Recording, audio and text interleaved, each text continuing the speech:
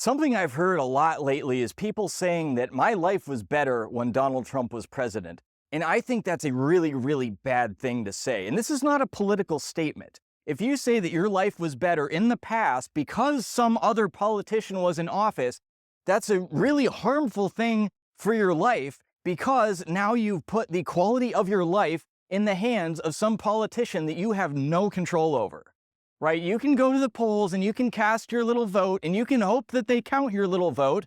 But regardless, you're stuck with whoever they put in the office.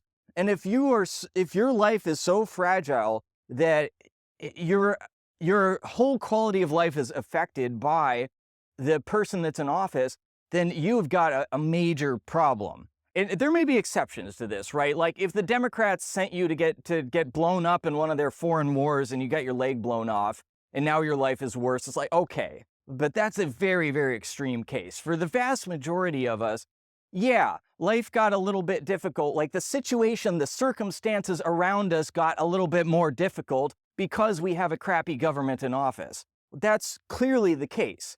But if you say that, oh, well, the economy is down a little bit, so therefore my life is bad, inflation is up, the price of things is increased, therefore my life is worse. Well, if I was to say that, that would be a failing on my part. That would be a failing on the part of me. Like 4 years ago, I was 4 years younger. I had 4 years less experience, 4 years less knowledge. If I had sat around for those full 4 years, twiddling my thumbs, doing nothing with my life, and I just let the declining circumstances because of the crappy government make my life worse, then I could blame this much on the government, but mostly I would be to blame myself. And this is something that it really kind of bothers me to see the right is starting to adopt this victim mentality that we have so rightly criticized the left for so long. They say, oh, my life is terrible because of racism and because of systemic oppression and because of all this crap. And yet, and now we're doing the same thing. Oh, my life is worse because of the government, because of the economy, because of regulations, whatever it is. It's like, yeah, those things are stumbling blocks. They are hindrances in your way. But if you just give up and say, oh, okay, well, the government sucks and they're doing a crappy job and the economy's bad, so therefore I'm just a helpless victim and there's nothing I can do, well, you're stuck.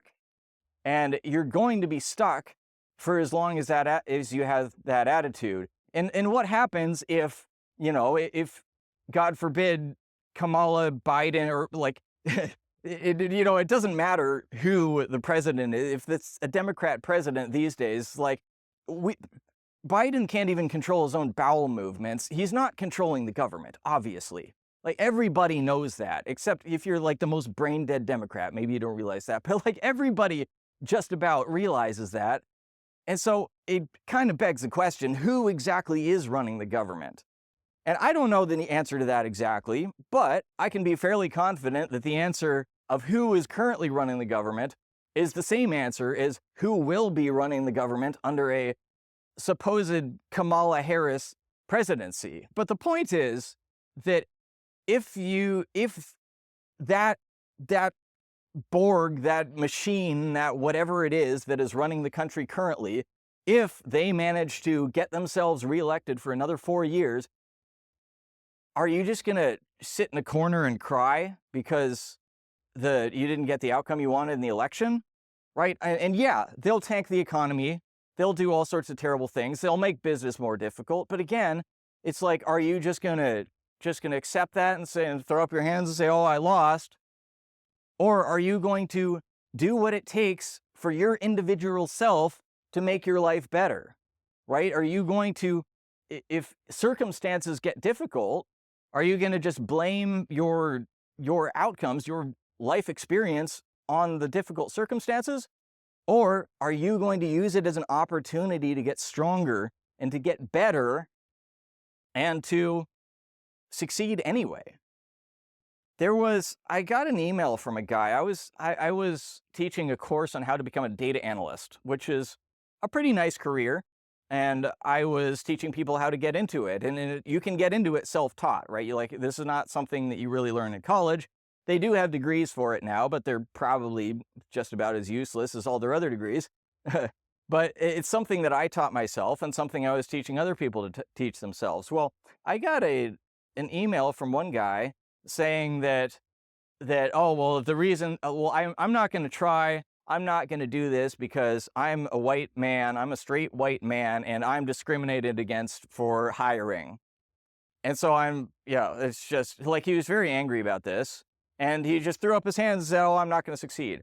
And I thought I mean, on one hand I empathize with him because he's right. Like, straight white men are absolutely on the bottom of the pile when it comes to hiring, and I do agree with him that that's not fair. However, if you just look at that and throw up your hands and say, oh, I give up, well, then you're done, right? What you have to do, and what people have done throughout all of history, because there's never been like any period of history when the what do you call it, the tables have been entirely fair, right? Well, the people in the class that's being discriminated against, either you just give up and you become a loser for the rest of your life, or you say, okay, well, I'm just going to work all that much harder. I'm going to be all that much better.